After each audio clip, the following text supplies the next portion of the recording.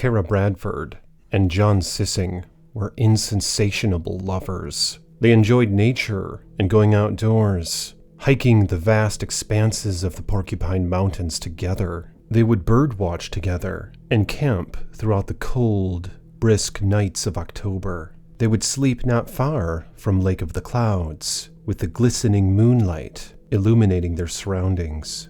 It was a dreadful night, the night of the attack. Many have speculated that the bear was stalking them for days. What began as an eventful, calming vacation in the mountains ended up turning into a nightmare.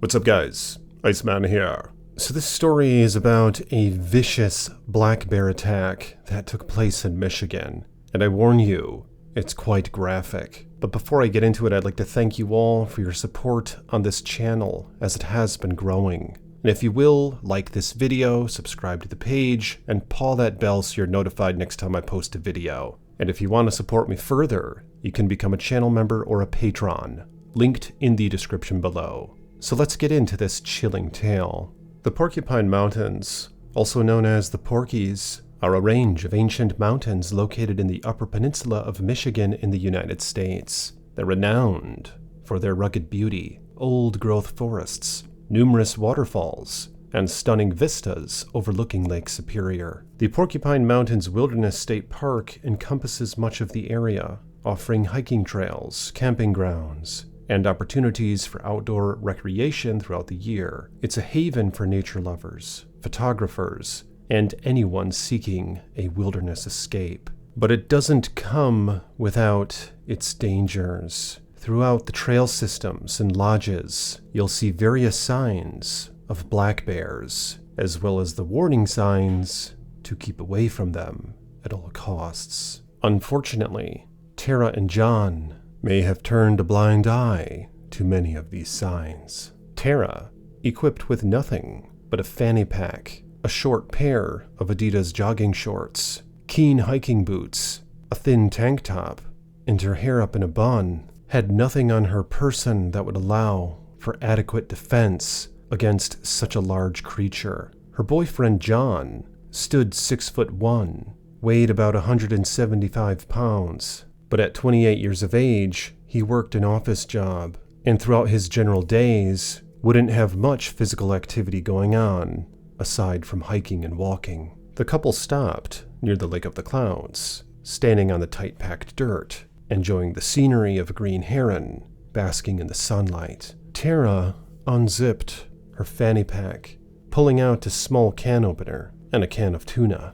"Would you like to have something to eat?" she breathed to John. The two sat down on a fallen tree stump, enjoying salted and peppered tuna, staring at the great, beautiful, vast wilderness ahead of them. They took notice to the chipmunks running through the grass and fallen branches near their campsite, and the couple realized they were in paradise. They began putting up their north face tent that they had packed away in John's elaborate backpack. A few thin blankets and a lighter with lighter fluid, a couple cans of tuna fish, and one change of clothes is all the couple brought with them that evening. Michigan is home to a population of black bears, particularly in the northern part of the state, where there are large tracts of forested land. The black bear population in Michigan has been relatively stable over the years, and sightings are not uncommon, especially in areas with dense forests. The Department of Natural Resources in Michigan manages the bear population through hunting regulations and conservation efforts. Black bears are generally shy and try to avoid human contact, but encounters can happen, especially if humans attract bears with food or garbage. Tara,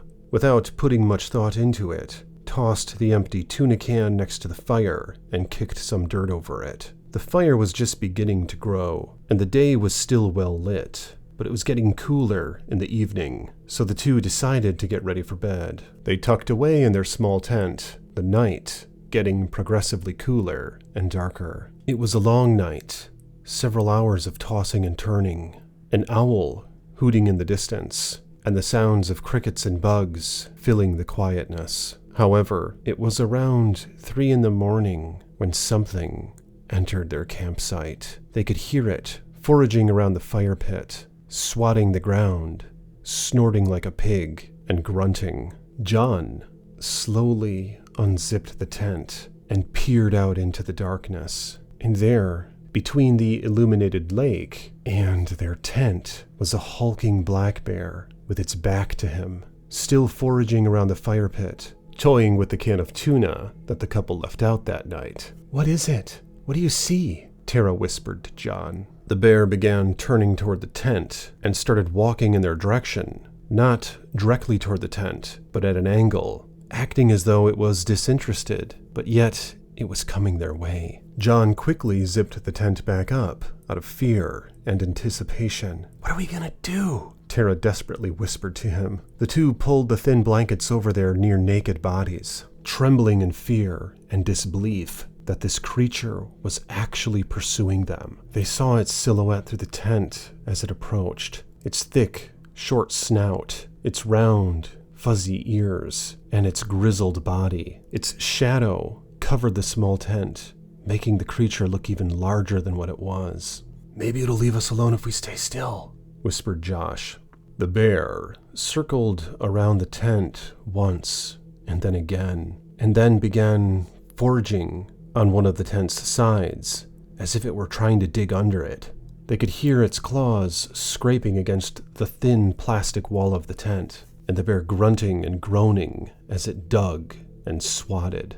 The tent began ripping in a few spots, exposing the creature's black and yellow claws. And at this point, John knew that he had to act. "Shush!" he grunted to the bear. "Get out of here!" Before he could finish his words, everything stopped for but a moment.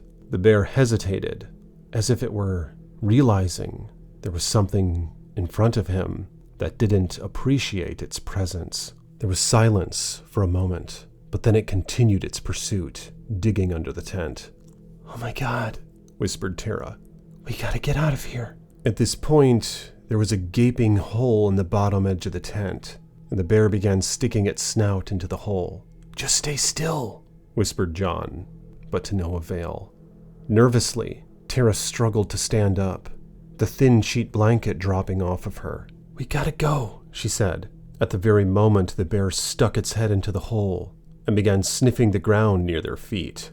Tara lurched to the other side of the tent and began unzipping its door, intending to escape and run off into the lake. The bear sensed this movement and quickly pulled its head back from the hole in the tent and edged around to the other side, only to find the young woman struggling to get out the door. As if surprised, the bear stood up on its hind legs the moment it noticed the young feeble woman, standing about 6 foot tall, several inches taller than Tara. To her, this was a nightmare coming alive. It was as though a formidable stalker had her alone and vulnerable. She looked toward the lake and decided to make a run for it, and with all her energy, she sprinted in that direction. Instantly, the bear crashed back down onto all fours, pursuing the young woman, gaining ground on her quickly. She turned back and could see the animal chasing her, but then turned back toward the lake and ran as fast as she could. Just before she approached the water's edge, the bear swatted at her calf, causing her to stumble onto the ground, bleeding and screaming profusely. Her body rolled into the lake, but only into a few inches of water, and that's when the bear mounted her and began mauling. From the tent, John could hear the shrieks and moans of his lover, but in fear and panic, he found himself unable to move. Several seconds went by with the splashing and screaming and sounds of distress, and finally the boyfriend came to and struggled to stand up as he exited the tent as well. The bear cut into the young, feeble woman, her body sinking into the muddied water, only a few inches below her mouth. It wrapped its jaws around her skull and clamped down as hard as it could, while digging its claws into her chest and abdomen. It ruthlessly shook its head back and forth, dragging her head along the waterline, water seeping down her throat, causing the young woman to choke as the young man rushed in. The scene he found ahead of him was completely horrific. The bear atop his beloved girlfriend, shaking her violently like a pit bull and dousing her back into the water. The blood-red moon behind it, the splashes The sound of nightmares, the sounds of death engulfed the area. "Hey bear! Hey bear!" John yelled at the top of his lungs, but to no avail. The creature completely ignored him as he stood 10 feet away from the vicious scene. Only moans and gurgling sounds were coming from his young girlfriend as it thrashed her ragdoll body back and forth. John was so close to the scene, the water splashed him in the face and body. He looked around in the dark trying to find anything to use as a weapon, but couldn't find a damn thing. "Hey bear, get off her!" he yelled once again, in vain. The bear pressed its front paws atop her chest and gazed back at John with glowing red eyes and steam coming out of its mouth. At this point, Tara's face was completely submerged in the water, disabling her ability to breathe. Her lifeless body lay there still, bloodied and scathed beyond measure.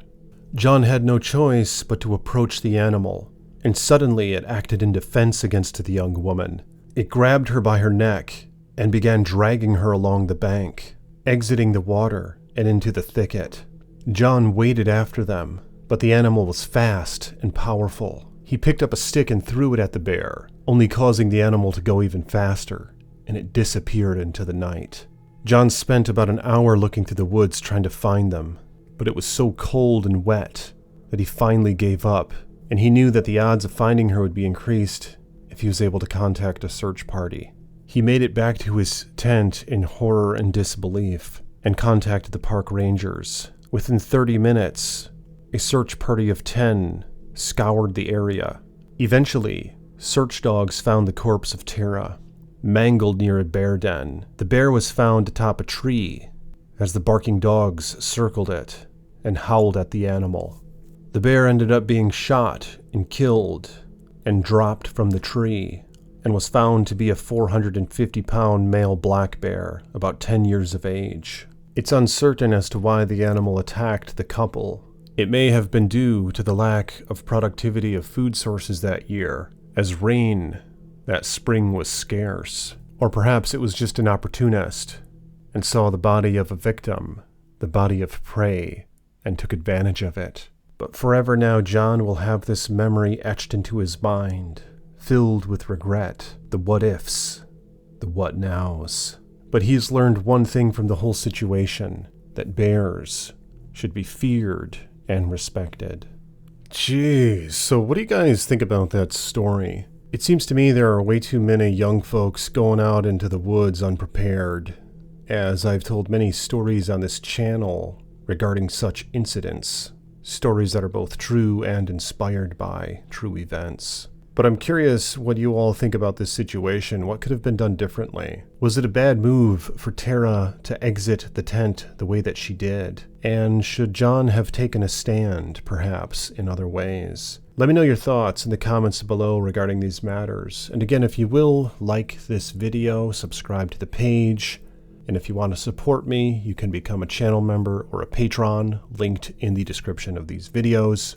And I'll talk to you guys in my next video. Peace be with you.